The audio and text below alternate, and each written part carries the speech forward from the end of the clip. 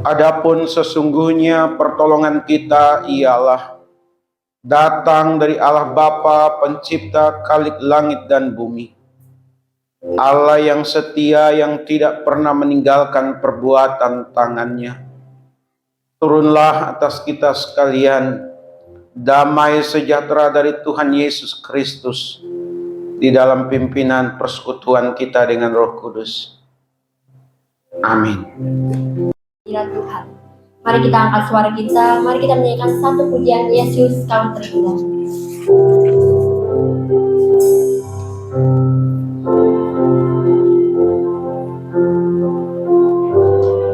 Mari sama-sama aku datang. Ku datang dengan syukurmu, membawa kerinduanku, Yesus. Ingin ku menyenangkanmu. Sama katakan karyamu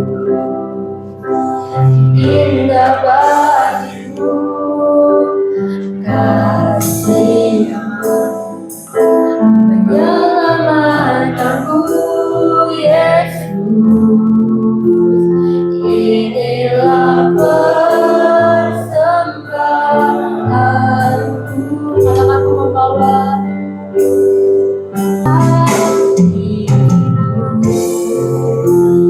hanya Engkau hidupku, Yesus. Kau terindah, selamanya ku menyembahmu. Ku membawa hidupku, inilah persembahanku untuk Yesus. Kau terindah, selamanya ku menyembahmu, Yesus. Mari kita nyanyikan dari awal, katakan ku datang. Ku datang dengan syukurku, membawa kerinduanku, Yesus. Ingin ku menyenangkanmu. Katakan karyamu,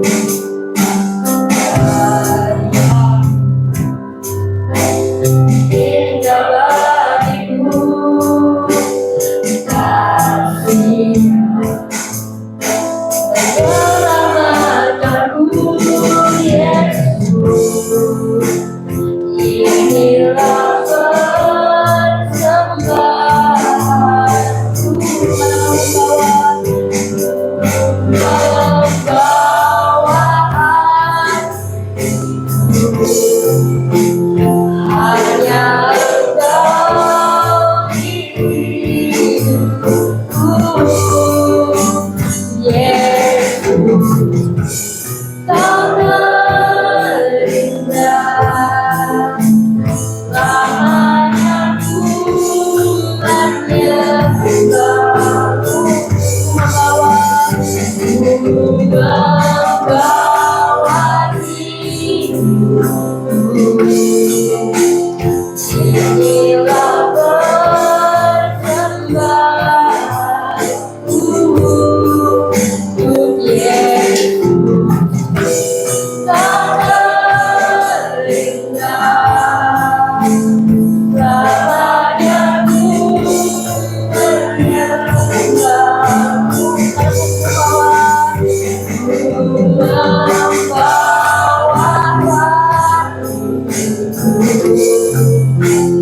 Hanya Engkau hidupku,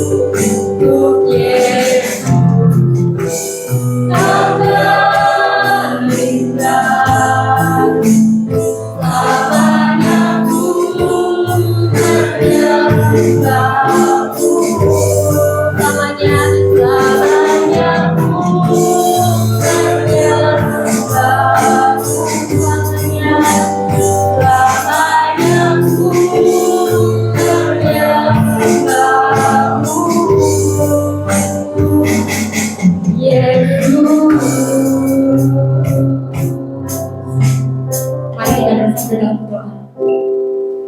Sungguh Engkau Yesus, Tuhan kami yang terindah. Oleh sebab itu kami bawa ucapan syukur kami ya Tuhan pada hari ini. Sebab karya-Mu indah bagi setiap kami Tuhan. Terima kasih Tuhan Yesus buat kasih setia-Mu, buat pemeliharaan dan penyertaan-Mu bagi kami.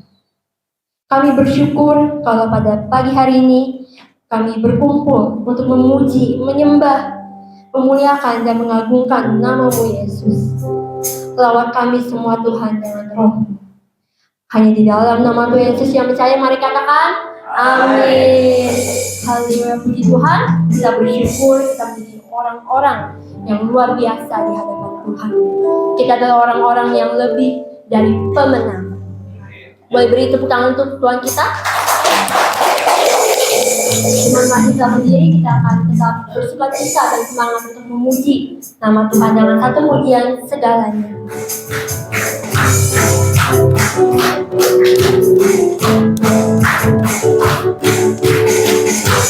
Tunaikan hidupku, segala kekasih-Mu di dalam hidupku, tiada terputus, tiada terputus, betapa besar kasih-Mu dan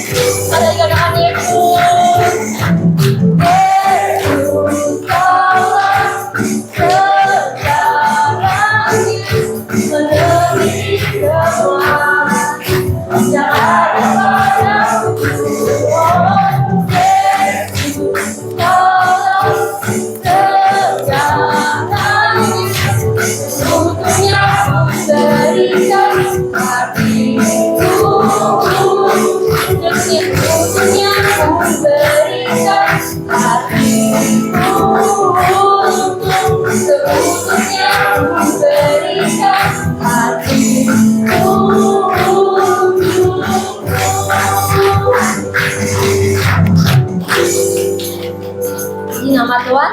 Dan sekarang kita akan membacakan firman Tuhan yang terambil dari kitab Kolose 1 ayat yang ke-15 hingga ke-17.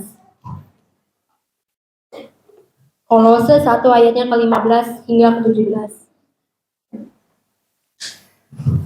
Kita akan membacakannya secara bersama-sama. 1, 2, 3. Dia adalah gambar Allah yang sulung, lebih utama dari segala yang diciptakan. Karena di dalam Dia telah diciptakan segala sesuatu yang ada di surga dan yang ada di bumi, yang kelihatan dan yang tidak kelihatan, baik singgasana maupun kerajaan, baik pemerintah maupun penguasa, segala sesuatu diciptakan oleh Dia dan untuk Dia. Ia ada terlebih dahulu dari segala sesuatu, dan segala sesuatu ada di dalam Dia. Amin. Dengan gereja dari segala abad, kita akan membacakan pengakuan iman rasuli secara bersama-sama. 1, 2, 3. Aku percaya kepada Allah, Bapa yang Maha Kuasa, Paling langit dan bumi, dan kepada Yesus Kristus Anaknya yang kedua Tuhan kita, yang dikandung daripada Roh Kudus, dari Maria, yang menderita sengsara di bawah pemerintahan Pontius Pilatus, disalibkan, mati dan dikuburkan, turun ke dalam kerajaan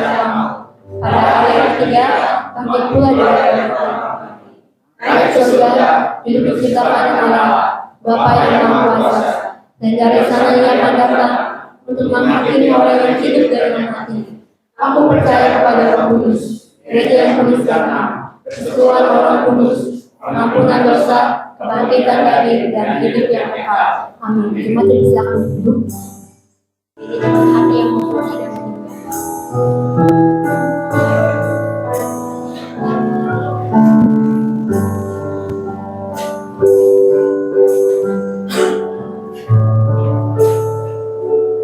Kasih-Mu bersemi di hatiku, sungguh indah dan mulia.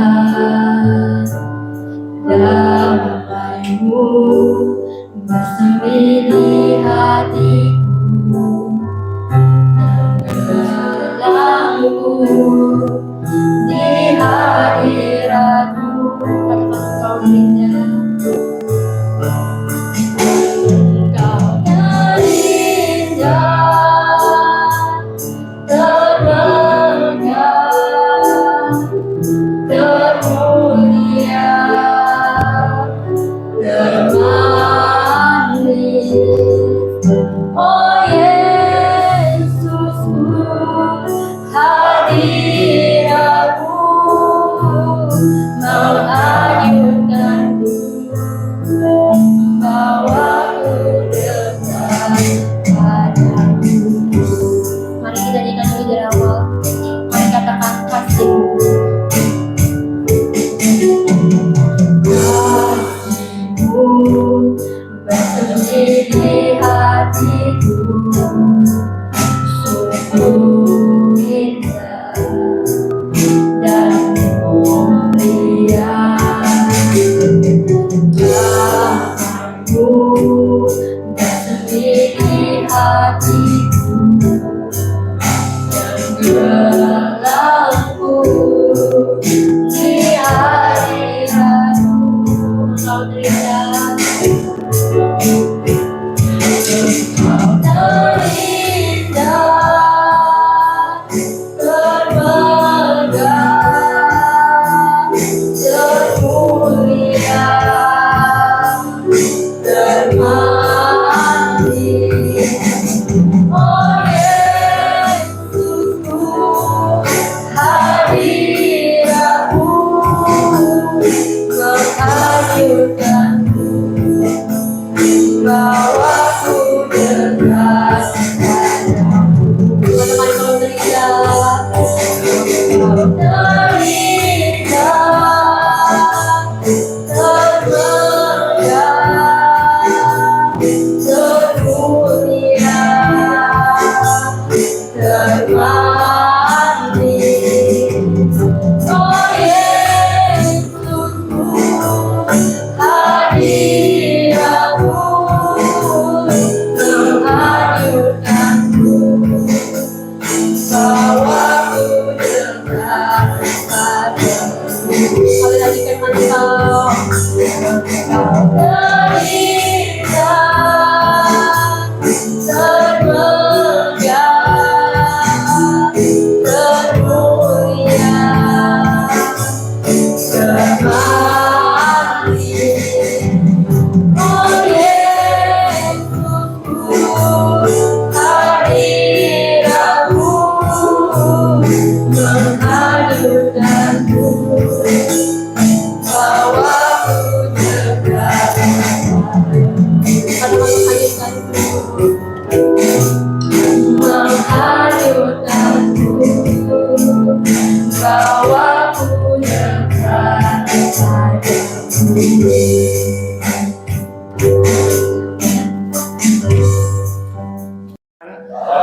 Saya berterima kasih, bersyukur pada Tuhan karena setelah sebelum COVID ya sampai sekarang udah selesai COVID, baru hari ini kita ketemu lagi ya. Dan ini rupanya gitulah rencana Tuhan, kita masih bisa ketemu hari ini. Saya berterima kasih Bapak Gembala, Bapak Pendeta dan seluruh jemaat. Dan pada minggu ke-6 sesudah Paskah ini firman Tuhan untuk kita terambil dari kitab Lukas. Kitab Lukas pasal 24 ayat 36 sampai ayat yang ke-49. Lukas 24 ayat 36 sampai ke ayat yang ke-49. Kalau sudah dapat, kita berdoa untuk mohon tuntunan Roh Kudus. Kita berdoa. Bapa di surga, Bapa dalam nama Tuhan Yesus, kami bersyukur, terima kasih untuk pada saatnya sekarang kami akan mendengarkan firman-Mu ya Tuhan. Kau buka hati dan pikiran kami agar kami dapat menghayati firman-Mu ini dan kami mengerti, bahkan kami melakukannya hingga hidup kami diberkati dan nama Tuhan dipermuliakan. Untuk itu Bapa, berfirmanlah karena kami anak-anak-Mu sudah sedia untuk mendengarkannya. Terpujilah Tuhan Yesus Kristus, firman yang hidup. Haleluya. Amin. Saya akan bacakan Lukas 24 ayat 36 sampai ayat 49. Yesus menampakkan diri kepada murid-murid. Dan sementara mereka bercakap-cakap tentang hal-hal itu, Yesus tiba-tiba berdiri di tengah-tengah mereka dan berkata kepada mereka, "Damai sejahtera bagimu." Maka mereka terkejut dan takut dan menyangka bahwa mereka melihat hantu. Akan tetapi ia berkata kepada mereka, "Mengapa kamu terkejut dan apa sebabnya timbul keraguan dalam hatimu? Lihatlah tanganku dan kakiku, aku sendirilah ini. Rabalah aku dan lihatlah, karena kamu tidak ada daging dan tulangnya, seperti yang kamu lihat ada padaku." Sambil berkata demikian, ia memperlihatkan tangan dan kakinya kepada mereka. Dan ketika mereka belum percaya karena girangnya dan masih heran, berkatalah ia kepada mereka, "Adakah padamu makanan di sini?" Lalu mereka memberikan kepadanya sepotong ikan goreng. Ia mengambilnya dan memakannya di depan mata mereka. Ia berkata kepada mereka, "Inilah perkataanku yang telah kukatakan kepadamu ketika aku masih bersama-sama dengan kamu, yakni bahwa harus genap semua yang ada tertulis tentang aku dalam kitab Taurat Musa dan kitab Nabi-Nabi dan kitab Mazmur." Lalu ia membuka pikiran mereka sehingga mereka mengenal kitab suci. Katanya kepada mereka, "Ada tertulis demikian, Mesias harus menderita dan bangkit dari antara orang mati pada hari yang ketiga. Dan lagi dalam namanya berita tentang pertobatan dan pengampunan dosa harus disampaikan kepada segala bangsa, mulai dari Yerusalem. Kamu adalah saksi dari semuanya ini. Dan aku akan mengirim kepadamu apa yang dijanjikan Bapakku, tetapi kamu harus tinggal di dalam kota ini sampai kamu diberkapi dengan kekuasaan dari tempat tinggi." Demikianlah firman Tuhan. Berbahagialah kita sekalian yang sudah mendengarkannya, kita mau menghayati bahkan melakukannya dalam kehidupan kita setiap hari. Saudara-saudara dikasih Tuhan, sampai dengan kebangkitan, ternyata belum ada orang yang mengerti. Dan apa yang terjadi tentang Yesus, kebangkitan Yesus itu. Padahal Yesus sudah menampakkan diri kepada mereka dari kebangkitannya. Dia sampaikan salam sejahtera. Dia tunjukkan pada kaki dan tangannya bahwa ada bekas lubang paku. Tapi mereka tetap tidak percaya. Dan mereka anggap sebagai hantu gitu. Karena memang secara logika tidak mungkin orang mati itu bangkit gitu. Nah, ini ada dalam pikiran murid-murid itu. Lalu mereka juga pikirkan tentang dia bagaimana dia bisa bangkit dalam keadaan seperti ini. Setelah 3 hari mati gitu ya, 3 hari.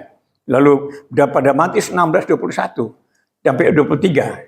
Sebelumnya sudah dikatakan pada mereka. Jadi bukan saja Yesus tiba-tiba hadir di depan mereka, tapi sebelumnya juga sudah diberitahu. Dikatakan begini, sejak waktu itu Yesus mulai menyatakan diri kepada muridnya bahwa ia harus pergi ke Yerusalem dan menanggung banyak penderitaan dari pihak tua-tua, imam-imam kepala dan ahli Taurat, lalu dibunuh dan dibangkitkan pada hari yang ketiga.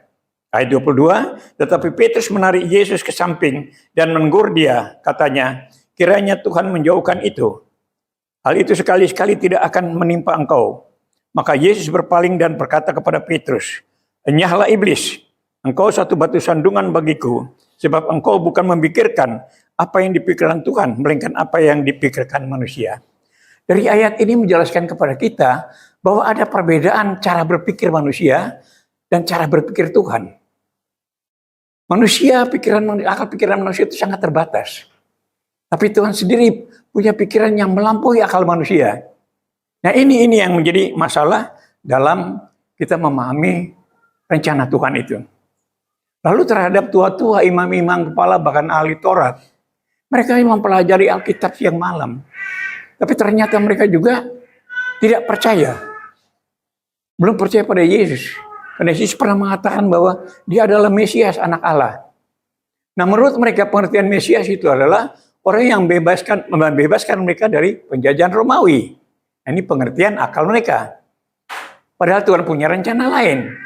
Mesias itu bukan sekedar mengusir penjajah, tapi dia membebaskan kita dari perbudakan dosa oleh iblis. Ini sebenarnya. Jadi maksudnya lebih jauh daripada itu. Ya. Tapi mereka tetap tidak percaya, sehingga akhirnya mereka mencari-cari kesalahan. Ini tua-tua Yahudi itu begitu. Mereka mencari-cari kesalahan Yesus. Di mana Yesus melayani, mereka datang, lalu mereka menyampaikan berbagai pertanyaan supaya menjebak dia. Nah ini. Dan akhirnya mereka dapatkan dalih alasan untuk menuntut dia ke pengadilan. Lalu mereka menangkap, membawanya ke mahkamah agama. Di mahkamah agama, imam-imam itu menyalahkan Yesus bahwa dia menista Tuhan karena mengaku sebagai Mesias, anak Allah. Lalu mereka bawa ke wali negeri. Nah di wali negeri ternyata Pilatus, dia bilang tidak ada kesalahan Yesus terhadap negara, itu tidak ada. Ini hanya masalah keyakinan iman gitu. Masalah iman, masalah keyakinan agama gitu. Jadi tidak ada, tapi mereka paksa. Mereka paksa supaya Yesus tetap disalibkan gitu. Nah, mereka maksa karena mereka adalah yang mayoritas di sana. Sehingga Yesus mau tidak mau harus disalibkan gitu. Nah ini memang sebenarnya sudah dinubuatkan juga. Sudah dinubuatkan juga sebelumnya pada waktu manusia jatuh di dalam dosa, yaitu Kejadian 3:15. Dikatakan bahwa aku akan mengadakan permusuhan antara engkau dan perempuan ini, antara keturunanmu dan keturunannya. Keturunannya akan meremukkan kepalamu, dan engkau akan meremukkan tumitnya. Nah ini tentang penyalipan. Inilah nubuatan penyalipan. Jadi begitu manusia jatuh dalam dosa, ya, pasal 3 itu, lalu ayat 15-nya mengatakan nubuat tentang penyalipan itu sendiri. Lalu tentang Abraham misalnya. Abraham waktu dia menyerahkan anaknya Ishak untuk dikorbankan. Tetapi anaknya akhirnya diselamatkan karena ada domba yang menggantikan itu. Ini juga gambaran tentang Yesus yang akan disalibkan itu. Nah, Ulangan 18 juga, ayat ini paling terkenal sekali menjadi bahan pembicaraan di luar tentang Yesus apa siapa gitu tentang ayat ini. Yang dikatakan begini, bahwa seorang nabi akan kubangkitkan bagi mereka dari antara saudara mereka seperti engkau ini. Ayat 18a. Akan kubangkitkan seorang nabi dari antara saudaramu seperti engkau ini. Seperti engkau ini seperti Musa. Jadi jelas Yesus akan ada nabi yang dibangkitkan, ada utusan yang dibangkitkan. Nah, jelas yang dibangkitkan ini pasti Yesus gitu. Lalu seperti orang yang seperti engkau. Seperti engkau itu seperti Musa. Nah, kalau seperti Musa itu apa?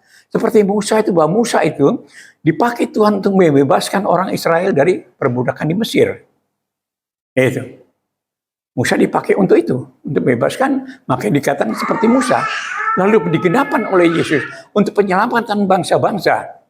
Untuk penyelamatan bangsa-bangsa, Yesus sendiri merupakan dirinya untuk keselamatan bangsa-bangsa. Nah ini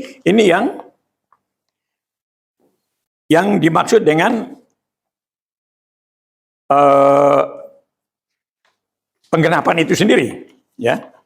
Itu yang dimaksud dengan penggenapan. Kalau kita baca di ayat 44, pembacaan kita dikatakan bahwa aku sudah mengatakan sebelumnya bahwa aku akan menggenapi apa yang tertulis dalam kitab Taurat Musa dan kitab para nabi dan Mazmur. Jadi ayat itu mengatakan, ayat 44 mengatakan itu. Bahwa dia sudah mengatakan bahwa dia akan menggenapi kitab Taurat Musa, kitab nabi-nabi dan kitab Mazmur. Bapak Ibu sekalian, saya sengaja angkat-angkat ayat-ayat ini untuk membuka wawasan kita. Karena sebenarnya kita tuh ditanya orang soal Yesus ini. Siapakah Yesus itu sebenarnya? Ini masalah yang paling pokok sekali. Kalau kita orang-orang tua mungkin kita bisa lah menjelaskan. Tapi apa yang terjadi pada anak-anak? Dan itu saya alami anak-anak saya sendiri di sekolah, diintimidasi dengan pertanyaan tentang Yesus. Ini makanya saya sengaja ayat angkat ini untuk mengingatkan kita bahwa ada tanggung jawab kita untuk bisa menjelaskan kepada orang. Karena sekarang banyak orang bertanya, siapa Yesus itu? Apa keselamatan itu? Apa penggenapan itu? Nah ini, itu makanya saya beberapa ayat saya angkat di sini untuk bisa menyampaikan perkembangan yang sampai terjadi. Saya sudah 18 tahun berdialog dengan orang-orang di seberang ini. Mereka tanya segala macam, dan yang paling pokok ternyata tentang Yesus. Tentang keselamatan, tentang Yesus. Dan ini penting sekali. Kenapa? Terutama bagi anak-anak kita. Kalau kita orang tua mungkin umumnya udah bisa menjelaskan lah. Tapi kalau anak-anak kita, dan itu sampai sekarang. Ada cucu saya sampai keluar dari sekolah hanya karena diintimidasi. Kamu tuh orang kafir gitu. Nah ini, hal-hal ini yang menarik perhatian saya untuk saya mau menyampaikan kepada kita semua. Betapa pentingnya kita mengenal kuasa Yesus, kuasa kebangkitan Yesus itu sendiri. Dan pada kesempatan ini kita bicara tentang itu. Lalu dikatakan bahwa kamu telah mendengar, oh bukan ya. Di sini ayat 4 katanya, aku akan menggenapi. Yang dimaksud menggenapi adalah memenuhi apa yang menjadi tujuan utama. Memenuhi apa yang menjadi tujuan utama, itu arti menggenapi. Seperti misalnya kalau orang Israel dulu ada yang salah, ada korban binatang, darah binatang yang dikorbankan. Ya. Tapi bagi kita sekarang zaman perjanjian baru, justru darah Yesus sendiri yang menyelamatkan kita dari dosa. Nah itu artinya menggenapi. Di dalam Matius 5 ayat 21 juga dikatakan begini. Kamu telah mendengar yang difirmankan kepada nenek moyang kita, jangan membunuh. Tetapi aku berkata kepadamu, setiap orang yang marah terhadap saudaranya harus dihukum. Siapa yang berkata kepada saudaranya kafir harus dihadapkan ke mahkamah agama. Dan siapa yang berkata jahil harus diserahkan ke dalam neraka yang menyala-nyala. Nah inilah arti menggenapi itu tadi. Ya, kalau dalam hukum Torah dikatakan jangan membunuh. Kalau dikatakan jangan membunuh, kita menganiaya boleh dong. Nggak salah. Kan begitu. Tapi di sini penggenapan itu mengatakan, aku berkata kamu, bila orang marah pada saudaranya, dia akan dihukum. Marah saja dihukum. Karena dari marah ini, kebencian ini, timbul segala macam kejahatan, bahkan sampai membunuh. Jadi di sini masalah, jangan kau marah. Yang berkatakan kafir. Ya, yang mengatakan kafir harus dibawa ke mahkamah agama. Kenapa? Kata-kata kafir, kata-kata jahil atau bodoh ini itu memutuskan hubungan kita antara kita. Itu masalahnya di situ. Makanya di sini tekankan bahwa jangankan membunuh ya, marah tidak boleh, mengatakan kafir pun tidak boleh. Ya, mengatakan jahil bodoh. Bahkan kalau jahil itu dikatakan bahwa serahkan kepada ke neraka yang paling dalam, yang menyala-nyala. Jadi satu kesalahan yang luar biasa yang terjadi dalam kehidupan manusia dalam soal hubungan dengan sesama manusia. Makanya di dalam Matius 22 ayat 37 dikatakan bahwa jawab Yesus, kasihlah Tuhan Allahmu dengan segenap hatimu, dengan segenap kekuatanmu, dan segenap jiwamu. Yang pertama, yang kedua yang sama dengan itu, kasihlah sesama manusia seperti dirimu sendiri. Pada kedua hukum inilah tergantung seluruh hukum Torah dan kitab para nabi. Hukum Torah dan kitab para nabi semua perjanjian lama isinya hanya ini. Isinya cuma ini, mengasihi Tuhan dan mengasihi sesama. Jadi mengasihi sesama itu penting sekali dalam hidup. Orang yang mengasihi sesamanya pasti dia ada mengasihi Tuhan. Orang yang tidak mengasihi Tuhan dia tidak akan bisa mengasihi sesamanya. Itu masalah di situ. Makanya hukum kasih ini luar biasa sekali. Orang kita bisa lihat kalau dia masih marah-marah dengan orang lain, benci, dendam segala macam, itu dia belum ada hubungan yang baik dengan Tuhan. Jadi ukuran kita sederhana. Bagaimanapun kita bersikap dalam hidup ini, kalau hubungan kita tidak baik dengan Tuhan, kita tidak akan bisa. Karena ini berat. Kita mau ngalah sama orang, mau ngampuni orang itu bukan satu pekerjaan yang enteng. Berat itu. Tetapi justru ini jadi masalah pokok dalam kehidupan ini. Ya, ini yang jadi masalah pokok dalam kehidupan ini. Gitu. Di pasal ayat Matius 7 ayat 12 katakan, segala sesuatu yang kamu kehendaki supaya orang berbuat kepadamu, perbuatlah demikian juga kepada mereka. Itulah seluruh isi hukum Taurat dan kitab para nabi. Ya, sederhana sekali itu. Segala sesuatu yang kamu kehendaki supaya orang berbuat kepadamu, perbuatlah demikian juga kepada mereka. Itulah seluruh isi hukum Taurat dan kitab para nabi. Jadi seluruh isi hukum Taurat dan para nabi itu isinya seperti itu. Kalau kita tidak mau dibenci orang, jangan kita membenci. Kalau kita tidak mau difitnah, jangan memfitnah. Artinya apa? Kita yang harus mendahului. Kita harus mendahului melakukan hal yang baik terhadap sesama. Ini tugas orang Kristen itu di situ. Ini satu yang berat di situ. Kita kebanyakan kita nuntut orang harus melakukan yang baik buat kita. Tapi firman Tuhan ini mau supaya kita yang lakukan lebih dulu. Karena inilah terletak seluruh isi hukum Taurat dan para nabi. Jadi perjanjian lama itu seperti itu. Nah itu. Supaya kita memperhatikan orang lain. Dalam Matius 5 ayat 20. Maka aku berkata kepadamu, jika hidup keagamaanmu tidak lebih benar dari kehidupan keagamaan ahli Taurat dan orang Farisi, sesungguhnya kamu tidak akan masuk dalam kerajaan sorga. Nah ini ayat ini bagus sekali nih. Aku berkata, jika hidup keagamaanmu tidak lebih benar dari kehidupan keagamaan ahli Taurat dan orang Farisi, sesungguhnya kamu tidak akan masuk dalam kerajaan sorga. Ahli Taurat itu orang yang bahas, membaca, mengupas tentang hukum Taurat, tentang hukum dari Tuhan itu sendiri. Orang Farisi adalah orang yang tekun menjalankan syariat agama. Mereka tekun sekali, sehingga mereka bangga dengan apa yang mereka lakukan terhadap Tuhan. Dan mereka pikir inilah hidup keagamaan itu. Jadi hubungan dengan Tuhan, itu penting. Nah ini yang jadi masalah dalam kehadiran Yesus. Karena orang Israel ini tidak bisa berdamai dengan orang lain. Tetapi kita juga harus sadar bahwa pada waktu mereka dari Mesir sampai datang ke Kanaan, di Kanaan itu ada banyak penduduk-penduduk asli yang di sana. Ya, orang Feris, orang Hewi, orang Yebus, orang Kanaan, orang Amori. Ini orang-orang masih menyembah berhala semua. Ini orang masih menyembah berhala. Jadi bangsa Israel ditekankan dalam hubungan dengan Tuhan supaya mereka jangan ikut-ikut menyembah berhala. Nah itu. Tetapi setelah itu berkembang. Seperti kita sekarang. Kita bukan menghadapi seperti itu bukan persoalan lagi. Tapi yang kita hadapi dalam hubungan kita dengan sesama. Ya, dalam hubungan kita dengan sesama. Ini yang penting. Nah, di dalam saya lengkapi dulu hidup keagamaan seperti misalnya orang sembahyang 3 kali. Kalau orang ortodok ya, gereja ortodok itu mereka 7 kali sembahyang. Lalu ada puasa Senin Kemis, ada syarat-syarat lain. Dari bangun tidur sampai tidur lagi itu ada tata cara. Nah ini hidup keagamaan. Jadi orang di sini dalam arti bahwa kalau dia sudah lakukan itu, dia merasa dia sudah hubungan yang baik dengan orang Tuhan. Tetapi orang-orang yang tidak melakukan seperti mereka ini, dianggap sebagai orang-orang sesat. Nah inilah orang-orang yang berpegang pada hukum ini, mereka membenci sekali orang-orang yang tidak melakukan seperti mereka. Nah ini yang dikecam oleh Tuhan Yesus. Ya, di dalam Matius 23 ayat 23 dikatakan begini, celaka kamu hai ahli Taurat dan orang Farisi, hai kamu orang munafik, sebab persepuluhan dari selasi ada semanis dan jintan kamu bayar, tetapi yang terpenting dari hukum Taurat kamu abaikan. Nah, ini. Yang terpenting dari hukum Taurat. Jadi hukum Taurat itu baru gambaran. Gambaran saja hubungan kita dengan manusia. Itu. Maka di sini celakalah kamu, hai ahli Taurat dan orang Farisi, hai kamu orang munafik.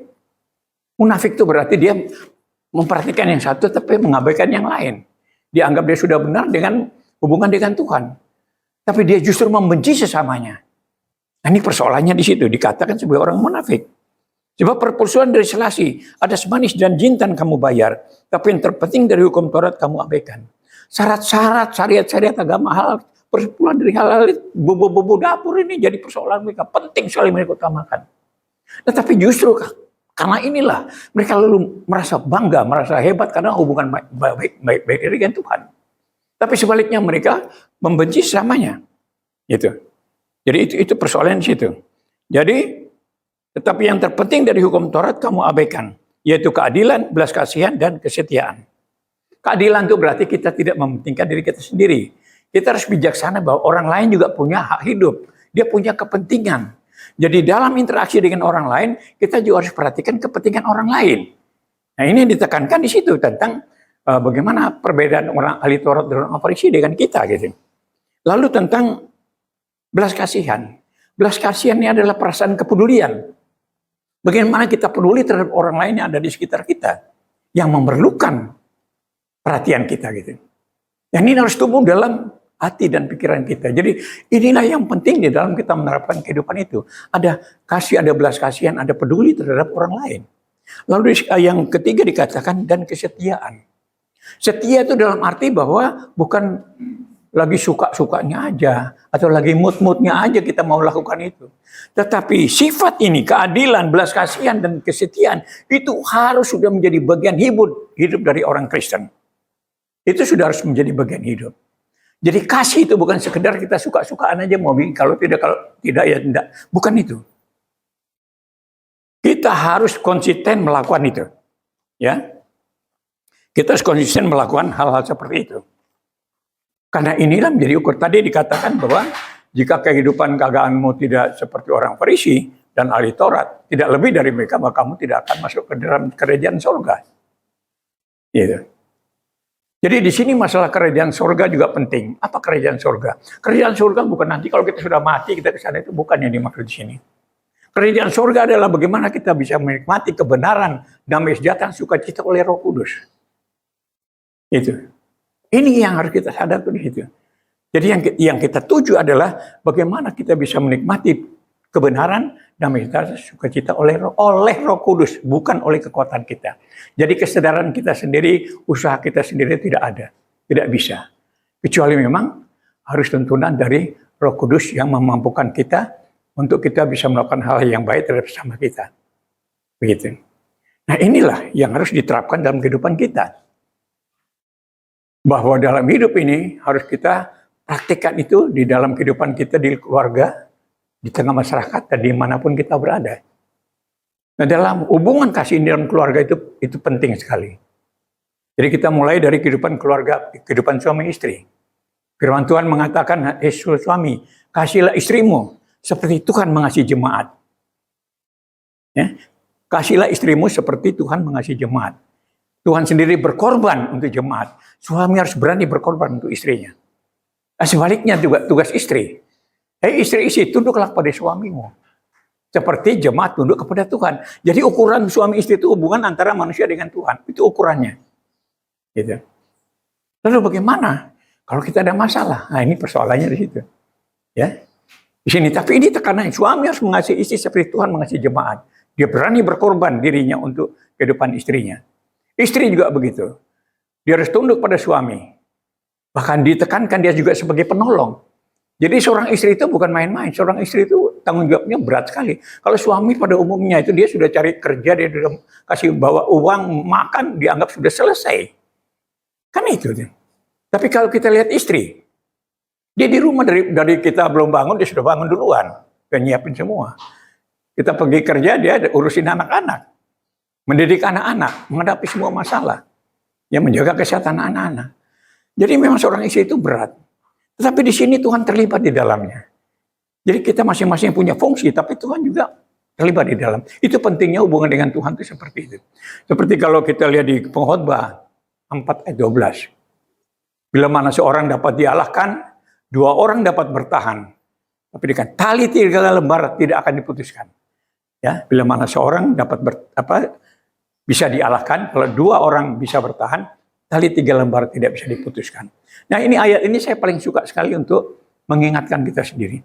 Bahwa kalau kita sendiri, hidup sendiri saja, tentu tidak lengkap lah. Karena hidup ini harus ada orang lain, kita harus ada hidup saling melengkapi, saling bantu dengan orang lain. Gitu. Nah dikatakan yang kedua, kalimat kedua bahwa 2 orang dapat bertahan. Artinya 2 orang itu dapat bisa saling membantu, saling itu dapat bertahan dalam hidup ini dalam menghadapi berbagai macam persoalan tantangan. Itu saya gambarkan sebagai istri dan suami lah. 2 orang ini bisa bertahan. Tetapi namanya 2 orang ini, yang satu bapak ini punya pikiran, pakai dasar pikiran, ibu ini pakai perasaan, ini juga masalah. Ya, bahasa. Mereka punya komitmen, tapi masing-masing membawa dirinya. Bapak-bapak dengan pikirannya. Dia pikir dia sudah paling hebat pikirannya. Tapi ibu-ibu, dia bawa dengan perasaannya. Dan ini satu hal yang bertentangan. Gitu. Nah di sini, walaupun kita bagaimanapun, pasti saat-saat ada masalah. Nah di sini yang mau ditekankan tali 3 lembar itu begini, bahwa kalau hanya 2 orang, bisa, tapi lama-lama ada gesekan, lama-lama panas, kalau tali itu gesek-gesek itu lama-lama putus. Itu kalau hanya 2 orang. Tapi dikatakan selanjutnya bahwa tali 3 lembar itu tidak akan mudah diputuskan. Tali 3 lembar itu berarti ada orang lain, ada pihak lain di dalam. Yaitu apa? Tuhan sendiri yang hadir dalam hubungan suami istri. Atau konkretnya kasih itu harus ada. Jika kalau ada masalah perasaan istri, dia bisa memaklumi suaminya. Seorang suami juga bisa memaklumi. Ini yang penting tuh di situ. Jadi tanpa kasih, tanpa Tuhan Yesus yang hadir di tengah-tengah suami istri, itu akan jadi masalah ya. Karena sehebat-hebatnya kita manusia ini akan lemah juga, dan iblis akan pakai masalah di situ. Lalu apakah kalau seorang bapak dengan seorang ibu itu sudah kasih makan anaknya itu udah beres? Tadi bapak kerja yang malam, ibu ngurusin anak, kasih mendidik, kasih makan, jaga kesehatannya. Apa sudah cukup sampai di situ? Saya sekarang usia 80 tahun, apa yang ada di pikiran saya Bapak Ibu? Yang di pikiran saya ada satu, bagaimana kalau saya mati nanti anak saya ini bagaimana ke depannya? Apa mereka bisa bertahan hidup apa enggak? Ini persoalan. Jadi saya 80 tahun punya pengalaman hidup tuh banyak sekali gitu. Ya tadi juga Pak Pendeta sudah jelaskan. Saya dulu pengawal presiden mulai dari Bung Karno. Saya pengawal pribadi juga Pak Harto. Jadi saya ada di lingkungan itu bertahun-tahun dengan mereka. Dan sekarang perkembangan politik, perkembangan semua keadaan itu kita lihat di sana. Dan saya timbang-timbang, saya bandingkan dengan kehidupan yang diajarkan oleh Tuhan. Dan dari sini saya tahu banyak hal tentang dunia ini. Jadi Bapak Ibu Saudara, kita ini luar biasa banget. Kita punya Tuhan Yesus itu sangat luar biasa. Dia adalah jawaban untuk semua persoalan hidup ini. Ya, gitu. Jadi seperti saya pikir kalau saya mati nanti anak-anak gimana ke depannya. Dan itu kita bisa lihat dari keadaan mereka sekarang. Gitu. Kita kasih makan oleh orang tua, udah kasih makan, sudah mendidik mereka oke. Tapi saat-saat akhir kita udah mikir anak saya nanti ke depannya gimana. Gitu. Nah inilah penting. Tapi di dalam Mazmur 37 ayat 25 mengatakan begini. Dulu aku muda nih dulu aku muda sekarang sudah tua. Tapi tidak pernah aku lihat orang benar ditinggalkan Tuhan. Atau anak cucunya minta roti. Jadi orang benar itu tidak pernah ditinggal Tuhan atau anak cucunya minta roti. Ini ayat ini membuat saya berbangga, saya punya Tuhan Yesus yang bisa memberi jawaban bahwa kalau orang tua hidup benar, anak cucunya pasti bagus. Ya, ukuran di situ. Jadi pentingnya orang tua itu harus benar hidupnya. Jangan hanya kasih makan didikannya, itu memang bagus, tapi tidak cukup. Kita harus pastikan bahwa masa depan anak cucu kita ke depannya bagus. Taruhlah ada masalah, tapi kalau ada Tuhan di dalam kan orang tidak sampai tergeletak. Karena ditopang oleh Tuhan, kan gitu. Jadi disitulah kita punya pengharapan yang pasti. Jadi sebagai orang tua itu penting itu. Orang tua harus hidup benar. Dan Yesus sudah melakukan segalanya buat kita. Dia sudah berkorban untuk kita. Contoh teladan buat kita. Untuk supaya apa? Kita bisa menikmati namanya kebenaran, damai sejahtera, sukacita oleh Roh Kudus. Jadi semua itu kita capai dengan Roh Kudus. Bukan karena uang atau kedudukan tinggi seperti apa. Saya sudah lihat kehidupan orang-orang yang hebat-hebat itu. Yang kaya-kaya, yang jenderal-jenderal, yang penguasa-penguasa dulu. Saya sudah lihat. Karena saya ada di keluarganya. Apakah mereka itu senang? Ya kayak kita-kita juga. Masalahnya banyak. Banyak, jadi saya pikir, lalu hidup ini sebenarnya seperti apa ya? Kalau orang kaya, orang punya kedudukan tinggi aja masih masalah juga begitu, bagaimana kita-kita ini? Makanya sebelum saya pensiun, saya komitmen. Saya mau belajar hidup di gereja. Saya mau belajar di gereja. Lalu saya terlibat di dalam pelayanan, semua saya lakukan apa yang disuruh pendeta ya saya lakukan aja semua. Akhirnya saya bertumbuh sampai saya bisa dipercayakan untuk melayani firman juga gitu. Gitu sampai di situ.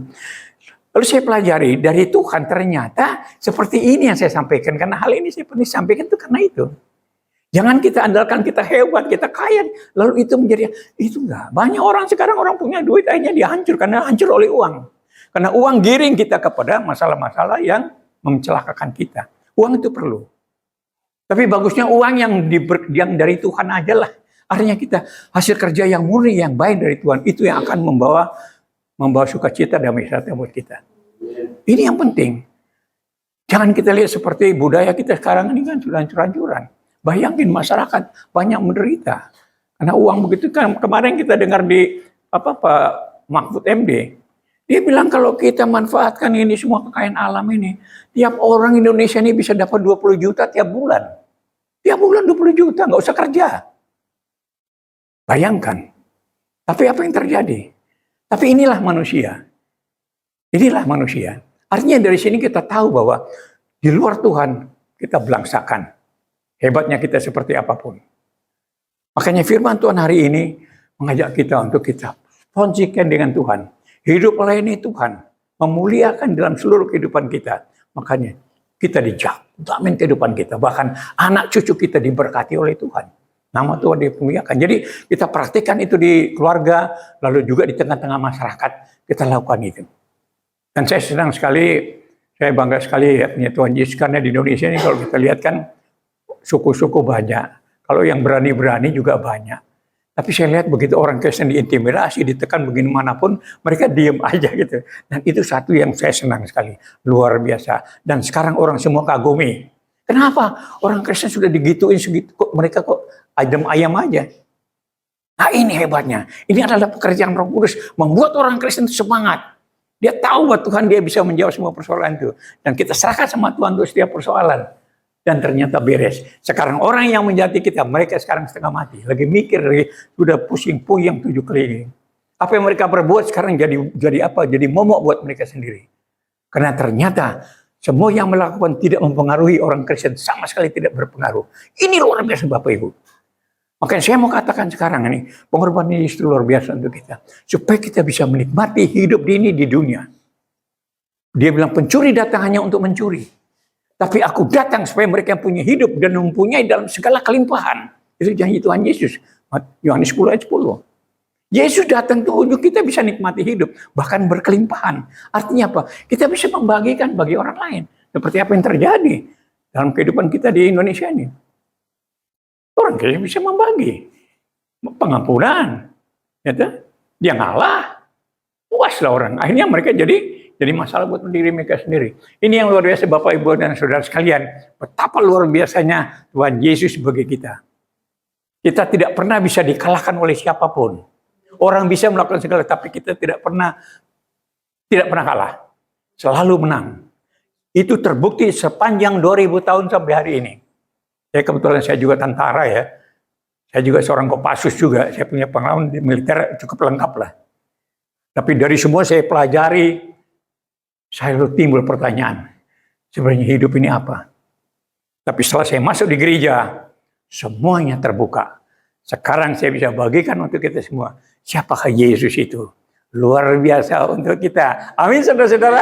Puji Tuhan. Kiranya Tuhan memberkati kita. Dan biarlah kita boleh nikmati kebenaran, damai sejahtera, dan sukacita oleh Roh Kudus. Kita serahkan kita untuk dipimpin Tuhan. Makanya hidup kita diberkati. Bahkan anak cucu kita terjamin masa depannya. Haleluya. Amin. Ya. Mari kita berdoa. Bapa di surga, Bapa dalam nama Tuhan Yesus, kami berterima kasih Bapa karena Engkau beri kepesanan kami untuk mendengarkan firman-Mu ya Tuhan. Di mana Engkau menjanjikan yang terbaik bagi kami sebagai anak-anak-Mu Tuhan. Kiranya Tuhan buka hati dan pikiran kami, supaya kami dapat memahami, meyakini, bahkan kami mau melakukannya dalam kehidupan kami. Sehingga kami tidak tergoyahkan oleh apapun yang menjadi tantangan dalam hidup ini. Tapi nama Tuhan tetap dipermuliakan. Terima kasih Bapa untuk firman-Mu. Kiranya Engkau memberkati kami semua yang sudah mendengarkannya. Supaya kami dapat melakukan segala sesuatu untuk bagi kemuliaan dan kebesaran nama Tuhan. Inilah doa syukur kami dalam nama Tuhan Yesus kami berdoa. Haleluya. Amin.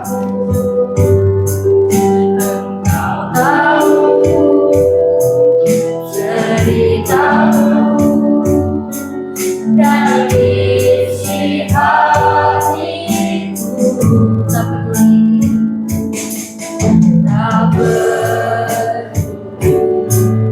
masa lalu,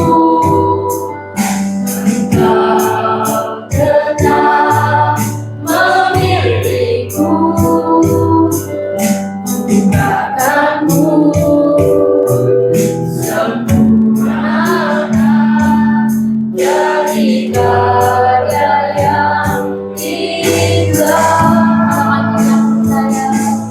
Kini aku percaya tiada yang mustahil bagimu.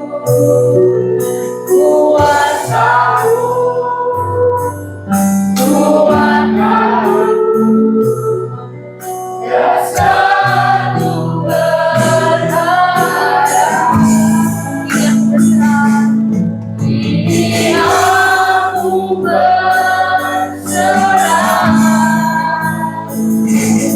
pada rancanganmu bagiku. Ku ikuti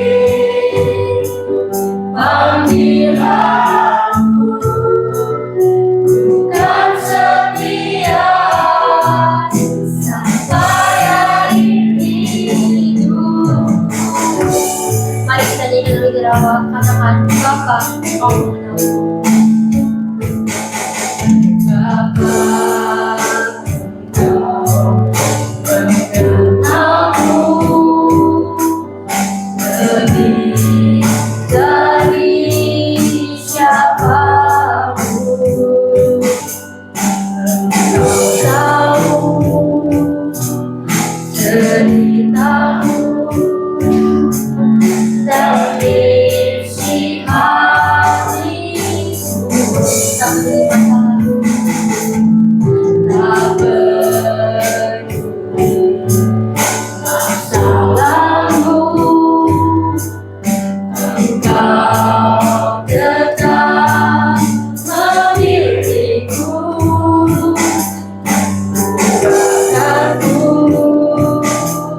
sempurnakan dari karya yang indah. Yang saya ini aku percaya tiada yang mustahil bagimu. Kuasamu, kuasamu, dan selalu berharap. Kini aku berserah, kini aku berserah pada rancanganmu bagiku. Ku ikuti panggilanmu, bukan setia sampai akhir hidup. Pada kami yang percaya, ini aku percaya tiada yang mustahil bagiku. Kuasamu, kuasamu, dan selalu berharap. Kini aku berserah pada rancanganmu bagiku. Ku ikuti panggilanmu, bukan setia sampai akhir hidup. Bukan setia, bukan setia sampai akhir hidup. Bukan setia, bukan setia sampai akhir hidup.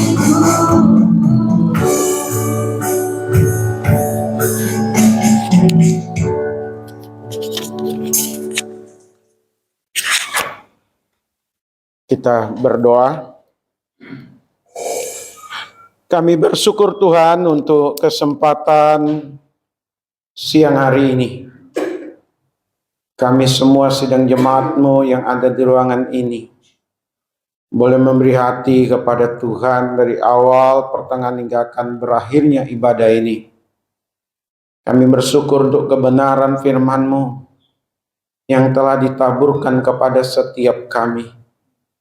Jadikanlah kami pelaku firman Tuhan. Kami berdoa untuk hamba-Mu, Penatua Panale, yang dimana kesempatan ini telah berbagi untuk kami. Terima kasih, biarlah Tuhan terus mengaruniakan kekuatan, kesehatan, kemampuan untuk berapologetik, sebagaimana yang dilakukan selama ini, untuk saudara-saudara sepupu kami, yang tidak hanya menyerang tetapi juga ingin tahu. Tapi kami percaya Roh Kudus yang mengerjakan di hati mereka. Sehingga sekali waktu di antara mereka yang menyerang dan yang bertanya, mereka juga boleh percaya, terima Yesus sebagai Tuhan dan Juru Selamat. Terima kasih, berkati Opa dan keluarganya, baik yang ada di dalam negeri maupun yang di luar negeri. Bahkan keturunannya, dan bahkan keturunan setiap kami yang sungguh-sungguh percaya kepadamu, yang dibenarkan oleh Tuhan Yesus. Keturunan kami tidak akan pernah meminta-minta. Keturunan kami tetap akan takut akan Tuhan dan menjadi saluran berkat bagi banyak orang. Oleh karena Tuhan Yesus, kami berdoa untuk sidang jemaat-Mu yang tidak hadir bersama dengan kami. Biarlah mereka juga boleh mengikuti pemberitaan firman melalui YouTube yang nanti sore atau nanti malam ditayang. Tuhan tolong tidak hanya sidang jemaat-Mu yang tidak hadir yang diberkati. Tidak hanya kami yang hadir yang diberkati. Tapi siapapun juga nanti yang melihat, yang mendengar. Mereka boleh didorong untuk berbagi. Mereka juga diberkati Tuhan. Bapa, kami berdoa untuk persiapan kebaktian Padang pada tanggal 18 hari Kamis. Segala macam persiapan dan lain sebagainya Tuhan mau tolong. Karuniakan cuaca yang baik, keamanan untuk kami. Dan melalui kebaktian Padang ini, keakraban satu terhadap yang lain, kasih di antara kami semakin boleh terbangun. Firman Tuhan juga boleh diberitakan. Biarlah Tuhan yang tolong segala sesuatunya. Kami juga berdoa untuk sidang jemaat-Mu yang berulang tahun di bulan Mei. Tuhan campur tangan, biar dengan bertambahnya usia, bertambah-tambah pula kasih dan cintanya kepada Tuhan. Semakin dewasa di dalam Tuhan, semakin memuliakan Tuhan.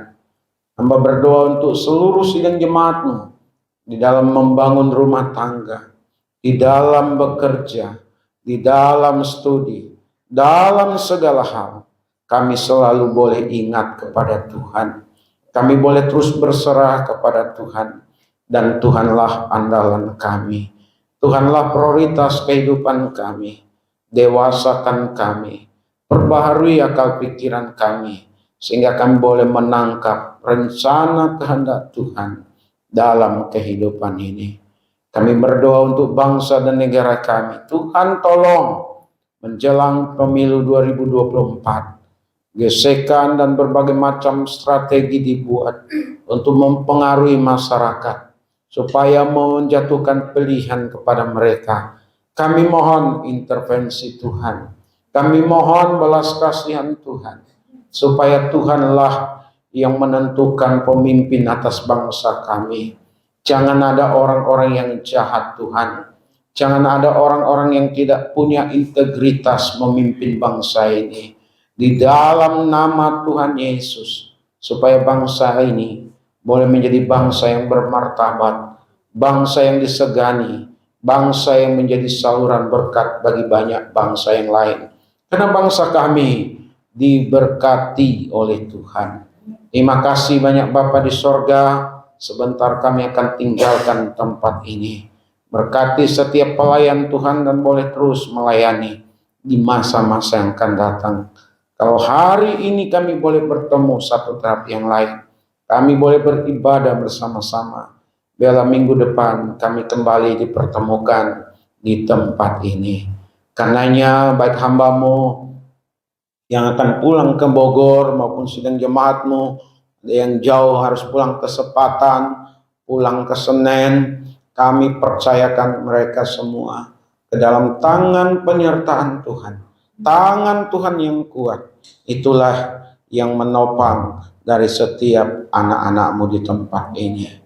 Ini doa kami di dalam nama Tuhan Yesus. Kami berdoa bersyukur. Mari kita bersama-sama mengucapkan doa Bapa kami.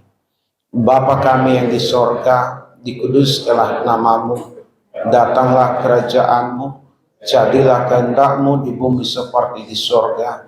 Berilah kami pada hari ini makanan kami yang secukupnya, dan ampunilah akan kesalahan kami, seperti kami juga mengampuni orang yang bersalah kepada kami.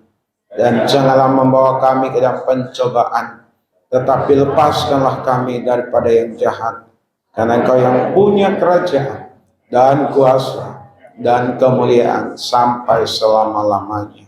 Sidang jemaat milik Tuhan, kekasih-kekasih dari Tuhan Yesus yang telah ditebusnya, marilah kita arahkan hati dan pikiran kita untuk menyambut menerima berkat yang daripada Allah. Adapun kasih karunia dari Bapa kita di sorga, damai sukacita di dalam Tuhan Yesus, pimpinan penghiburan dari Roh Kudus menyertai setiap kita hari ini, besok, bahkan sampai selama-lamanya. Amin.